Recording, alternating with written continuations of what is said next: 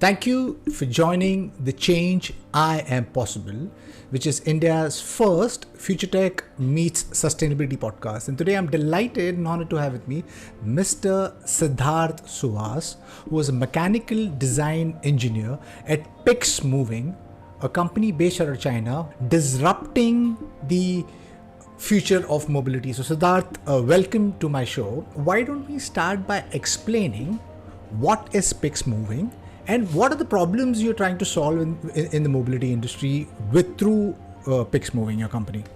If you see the large automakers like Ford, GM, or any other Toyota, you find that they make a single type of product. They are able to achieve high volume of scale and then bring the cost down. If you see more the startups that are coming in the autonomous industry, they all want a customized chassis platform. Maybe someone wants it for an autonomous taxi, someone wants it for an autonomous restaurant, a vending machine, or something. So first they need an customized chassis to test their software and to release it in the market. And once they succeed in the market, they can ask us for further orders. So what we're trying to do is find ways to make customized chassis platforms cheaply, rapidly, and in batches, like maybe 100 or maybe 1,000. That's the difference between us and the large automakers. PIX Moving, you're saying that you want to kind of redefine what the future of mobility is going to look like. You are building the chassis. Now the chassis could have any kind of vehicle on top of it, your autonomous vehicle on top of it. You could have roaming hotel. You could have the use cases are various, and yes. You said the pros of what you are building is because of 3D printing. It's cheap. You could scale. For a layperson, it is difficult to fathom because so far vehicles were manufactured, but now we 3D printing things. So how does one go about it? Can you just simplify this to my audience that does these things exist and when would this become a reality, like a 3D printing vehicle? The fundamental reason for using 3D printing is because 3D printing offers a design flexibility. That's one main reason. And the other thing is you can really use our 3D printing technology to make chassis very fast. Because if you try to use the traditional manufacturing technique, you have a lot of parts. And then you have to make all those parts separately, bring them together, and then assemble them with many people involved in the assembly process. So what we do is we just use a robot, the metal wire, and electricity, and the robot just prints the entire chassis as a single piece in itself. So you save on manpower, you just have to make one piece instead of many pieces, and you get design flexibility, which is important for us because we are trying to make customized chassis quickly and cost effectively. Right. How cool is that? So you're saying that you are sort of disrupting how these traditional legacy companies have been manufacturing so far. So you're 3D printing the entire body, the entire chassis itself. Who are your customers at this point in time? What are the use cases? And how did this work? So you 3D print the chassis, and if there's a customer in India or America or Europe, anywhere, so you send it out to them. Is it configurable? Can these guys modify? How does that work? So our entire platform is open source. You can actually find it on GitLab. The manufacturing design files and the software. The autonomous software is also open source. It's AutoWare. Anyone who wish to use our technology can use it. As of now, we have customers almost all over the world. We have customers from universities in the USA, and then we have some multinational corporations from Singapore, USA, India, and many startups in China. Like a lot of startups in China are using our chassis. A lot of them just buy the platform and use it for testing their autonomous driving software first. So they don't put their cabin platform on it. They just use it to test their software algorithms. So I think that covers about 70 or 80% of our use cases. And the remaining 20% are people who actually want us to sell the chassis as well as the cabin, a customized cabin. So we design the chassis and the cabin within like 1 month and then ship it. So we are able to do this in within 1 or 3 months. And their cabin can be for taxi or for cargo vehicles, something like that, autonomous cargo. The entire mobility industry is going to be completely disrupted. And I hope that these big companies are aware of what's coming, because you're saying it's open source. So maybe we'll talk about that, because I think that the world is going more towards a space which is more decentralized. So far, almost all the companies, almost all the legacy companies have functioned in an opaque manner. Now you are saying that you are building this chassis, and it's completely modular of sorts, because the customers can just take the chassis and not the customized cabin or the software. You can build your own software algorithm for building an autonomous vehicle. So you print out the entire chassis and send it to your customers. In the future, would there be a solution if 3D printers are available in countries such as maybe India or maybe Vietnam? And since it's open source, would someone be able to print out a 3D vehicle in India is that a possible? There's one more reason why we choose 3D printing is because suppose we want to supply a large number of chassis to, let's say, United States. And so one thing we can do is make the chassis in China and then ship it to US, and then face the taxes, face the import taxes of the US. So instead of that, what we can do is we can have the robots at the customer's place in the United States, and they can just print the chassis itself. So we save on tax money, a lot of money, and you save on shipping time. You save a lot of money by choosing this. So basically, what we're trying to do is export the technology rather than the product. It can be revolutionary if the plan can be implemented into an action. A lot of these legacy companies who might not like the idea of building a platform which can maybe democratize how companies function of sort, how the mobility industry is going to be shaped. Because here you're saying that in the future, near future, you could have 3D printing which you might ship out to the companies, where they'll be able to print out their 3D vehicles based on the open source data that's available. That will upend how I think traditional OEMs function at this point in time. So talk to me a little bit more about this idea. How did this idea generated? The open sourcing of and building something like this. So we are not trying to disrupt the mass manufacturing market. What we are trying to do is normal consumers will still be using, like everyone will still be buying their own cars. It's not like what we are doing is going to disrupt the transportation technology for the common man. In the future, you will have a lot of autonomous vehicles. They don't have drivers at all. So, and there will be many startup companies who will have their own, who will be involved in making that change. So what we are trying to do is help these companies shape the future of mobility of all cities around the world. We are trying to give shape to the future of city life, because in future everything will be mobile. Like even your gym will be mobile. Like a person will come inside a mobile gym, and the gym will be taking him to his office, and during that time he will be exercising inside that.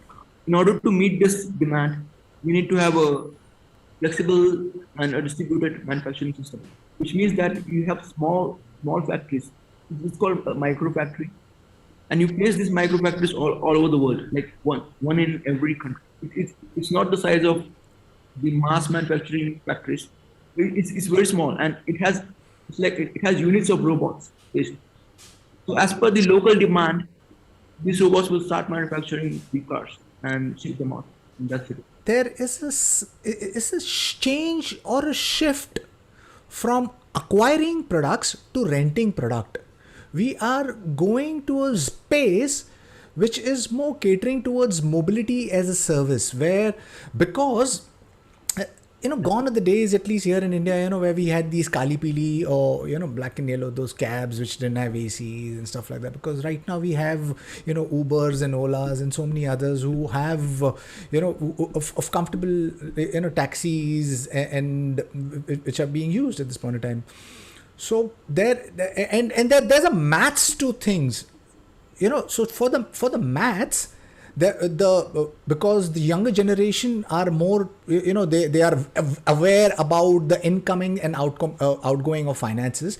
Do you see mobility as a service playing a role over there? My first question. And autonomous vehicle, since you've spoken about autonomous vehicle, do talk about your offering. You mentioned in your website, I think a level 4, you guys are working towards a level 4 autonomous vehicle capability. Do talk a little bit about that.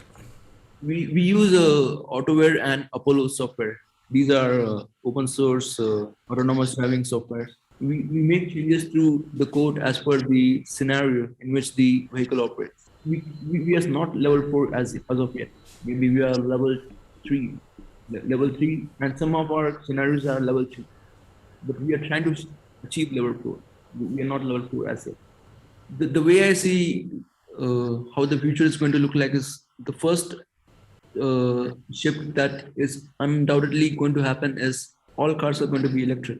Two of these things will happen that will force that change. One is either climate change, or the other is that fossil fuels will get depleted. So whichever reason comes first will cause the price of petrol and gasoline to go so much up that electrical cars will actually start looking cheaper. Maybe 20 years or so later, 50 or 60% of all cars will be electric. Maybe 50 years later, all cars will be electric. But the thing is, we need to realize that there are still a lot of cars today that are just petrol. Electric car market is just 1 or less than 1%. Exactly. So all these cars will at least be there around for 20 years. Nobody's going to throw them. So they will still be around for the next 20 years. And I think there's no doubt that most of the cars will be autonomous also, because Tesla is already achieving it in their cars. Autonomous and electric cars is for sure the future. So a lot of companies will give shape to the future of mobility. And yes, mobility will play an important role as a service. Right.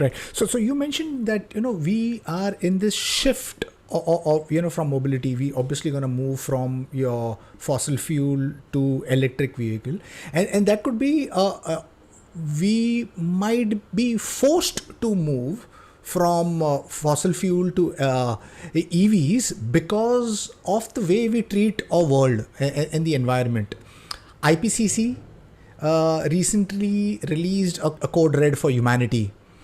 There was this research done by MIT in 1970s that they've given 2050 or 2040 as a timeline of a catastrophic event because of current consumption growth, because we are consuming rapidly and we are not conserving, because of which our world is becoming largely unsustainable.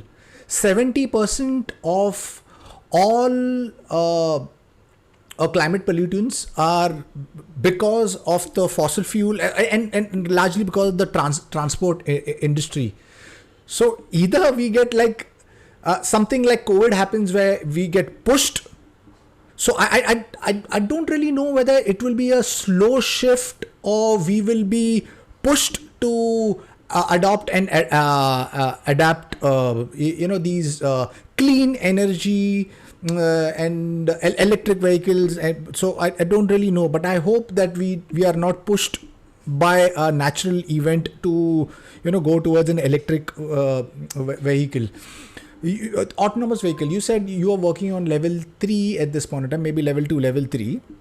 Can you talk a little bit more about the testings and what has been the customer, because you've sold many of your chassis, what has been their feedback? I think they're happy. Generally, the feedback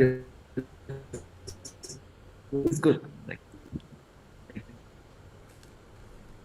some of them say just like how the product can improve, and the other thing is if they are not satisfied, we really don't ask them to pay the money.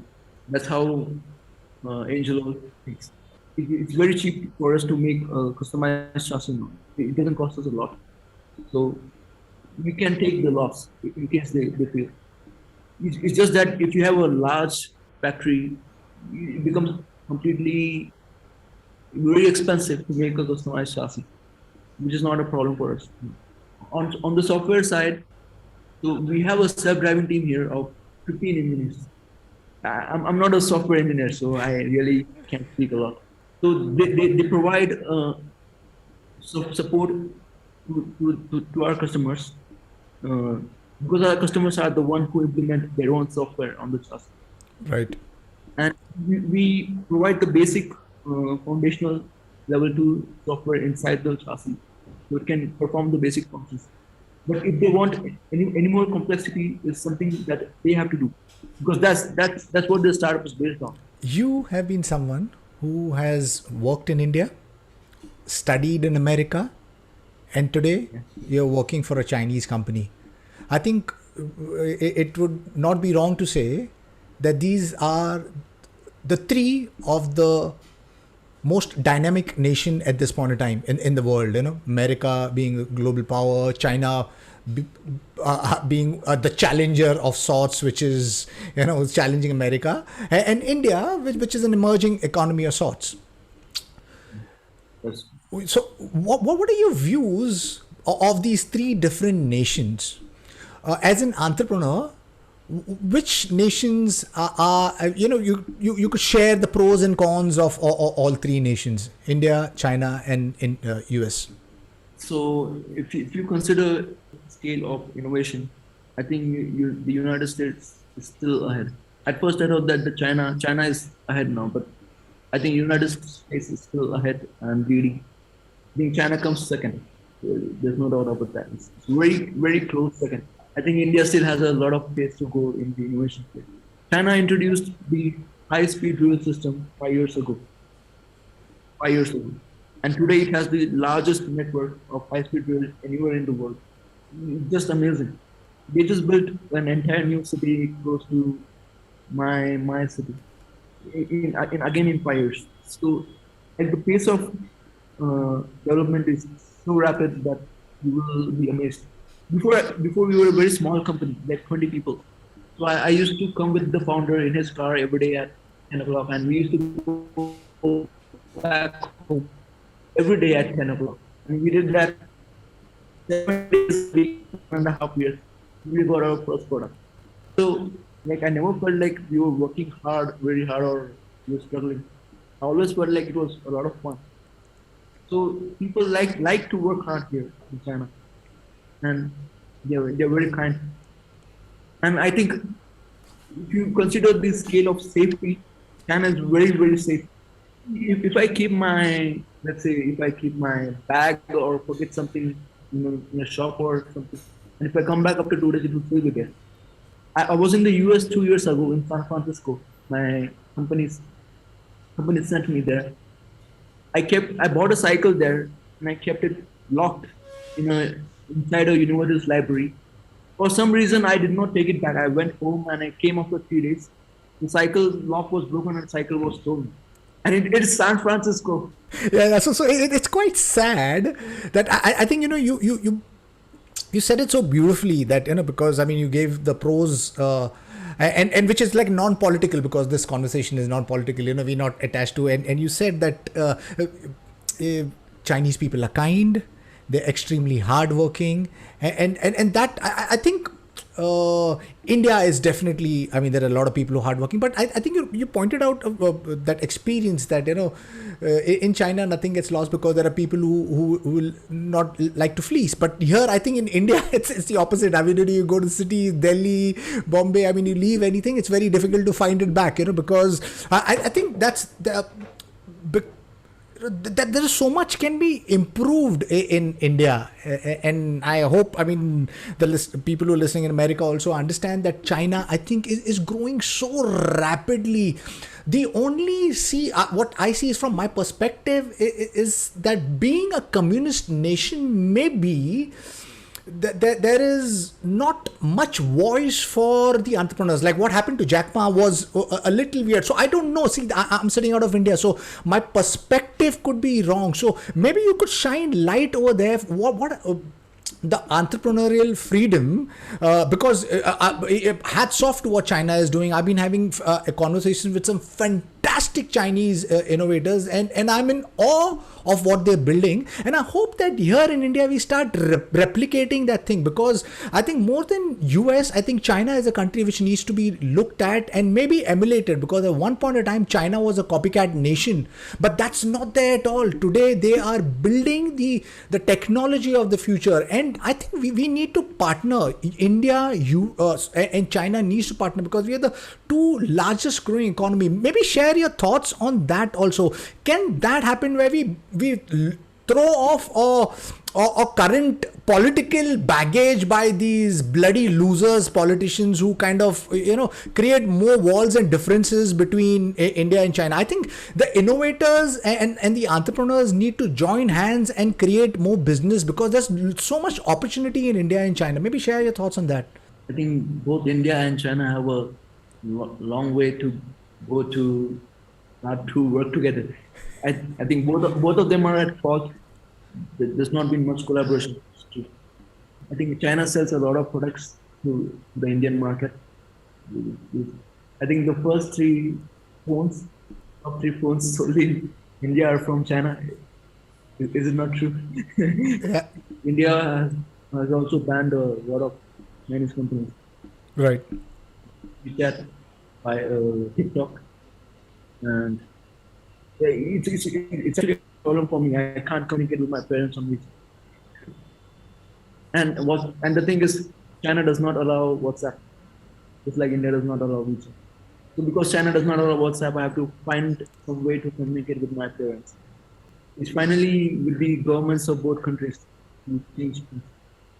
So yes, I hope that India and China, and it's not just India and China, this countries around the world, India, Pakistan, Israel, Iran, so many others, if they just throw away their political differences and let the entrepreneurs and the people come together and let them create innovations which benefits everyone, I think the world will be a much open, diverse, inclusive and equitable place. Because so far we have created so many differences, with religion, with politics, boundaries of the nations that we have, and COVID, I think, made us understand that what happens at one part of the world affects the entire world. I hope that we shed away our differences and embrace what we can offer and create a world which is much better and equitable for all. Thank you, Siddharth, for taking time and being part of the podcast. My last question to you is, if you had to paint a picture of the future of mobility, how the mobility would look like in maybe 10 years or 15 years, share your thoughts on that, and what role do you see PIX Moving playing in that future of mobility? I think the electric car market share should reach 25 to 30%.